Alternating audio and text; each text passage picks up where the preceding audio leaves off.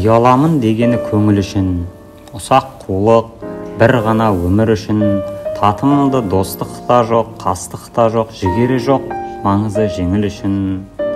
Жалығу бар, шалқу бар, іш пысу бар, жаңа сүйгіш адамзат көрсе қызар, ар мен ұят ойланбай тән асырап, ертеңі жоқ бүгінге болған құмар.